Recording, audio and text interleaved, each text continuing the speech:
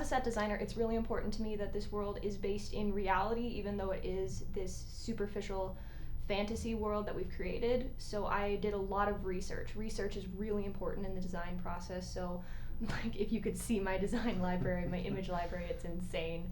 But for this world, it is this winter dystopia, but I wanted it to be based in physics and reality and how winter actually works. Mm-hmm. So I actually studied a lot of the cities in the Midwestern US that during the winter they freeze over. So I studied how that ice actually interacts with skyscrapers and all of these things to make it a realistic kind of winter dystopia that would actually happen.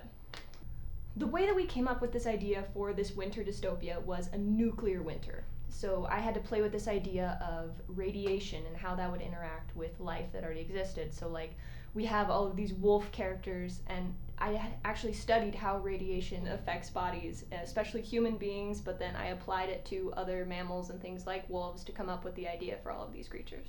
It was really important for me, for Vipress specifically, to not fall into this trope, this character trope of the strong female badass with no emotions.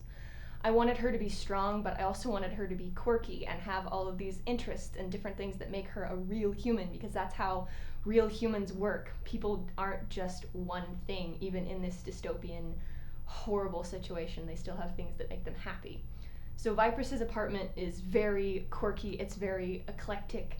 I took a lot of inspiration from steampunk architecture and furniture to make this absolutely insane safe space for her, because this had to be her place where in the rebellion and especially in the government headquarters, everything is so clean and clinical and there's no personality really. Yeah. So it was really important for me that Vipress's apartment had this personality effect to her, that it's her personalized. Yes, yeah. So the personalities of the three main characters are represented in their costumes. So for example, you have Vipress. Now she is our character that we sort of adapted from the fairy tale. So she was our princess character. So there are elements of sort of royalty that are hidden, that are very, very subtle. Like her fur collar combined with sort of the flowing hood is sort of a very regal look for her. But at the same time, she is a legend for being able to survive on her own in this wasteland. So everything she has also has a purpose. It's tactical. No extra frills, little design elements here and there, but other than that, just like completely practical and definitely a little bit worn. And then you have Quill. Quill is such a goofball. He sees himself as sort of this gentleman, bandit, hero kind of character. But at the same time, he's still a kid. He's like 14 years old. And so his costume is kind of what a 14-year-old would see as this like amazing and heroic and really kind of gentlemanly costume. He's got this huge double-breasted jacket with coattails and 10 buttons, and this ascot and sash that he made out of a theater curtain.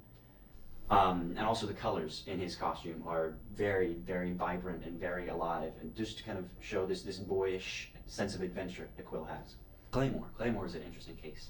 So he definitely has a double purpose. He's being a little bit deceitful. And so the way that we portrayed that in his costume is he's got sort of a deep green shirt underneath everything, and lighter green is the color of the government. And so that's just a slight sort of nod to where his true loyalties lie. But Claymore, the character that he's come up with for the rebellion, is very, very practical.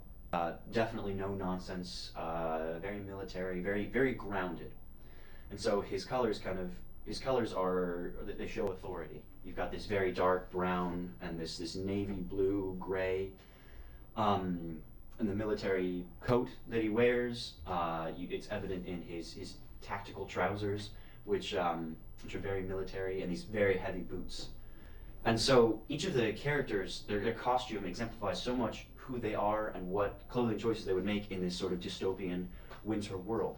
A lot of images I referred to had a lot to do with outside snowy areas, inside dark, kind of really low resolution, but low contrast photos, especially in the government base that we chose for our story. Right. Government base is very green, kind of more fluorescent, menacing feeling. So a lot of the photos had to do with green fluorescent lights, very contrasted photos though. So it'd be a dark hallway, and all you'd see is green lights. For the rebel base we had, I kind of chose a very more amber color for it. Amber is a sort of giving life. It shows life. It's very warm color. Right. Yeah. So it kind of gives a more of a feeling of relief when you go to the rebel city. City. I was really interested throughout it as a child and even through high school, and so I mainly worked in theater lighting. Oh, nice. Yeah. Theater lighting is one of my biggest things. It's a bigger picture rather than just film. But actually doing a film project and being the light designer for it, I learned a lot more stuff through it, and I can kind of relate it to a lot of theater, and it kind of evolved my understanding of theater lighting as well. I kind of have terms for it called like micro lighting and macro lighting. Macro, sort of a theater term, like macro lighting is a bigger stage, bigger, macro bigger, and then micro for film lighting. So it's kind of more intricate, precise lighting, different areas up close on the actor or actress. I'm very impressed by the way our film looks. I was really happy how the lighting came out. I was really happy with the sounds, especially our cinematographer. I feel like they were great, and even our scenic designer, Sam, was really great. And being able to capture such like natural looks for just our scene of being basically a desert. So, and our influences like Snowpiercer, the other movie, it's great to see such a great movie being adapted into other forms, like using the snowy wasteland in other ways other than just being stuck on the train. All right.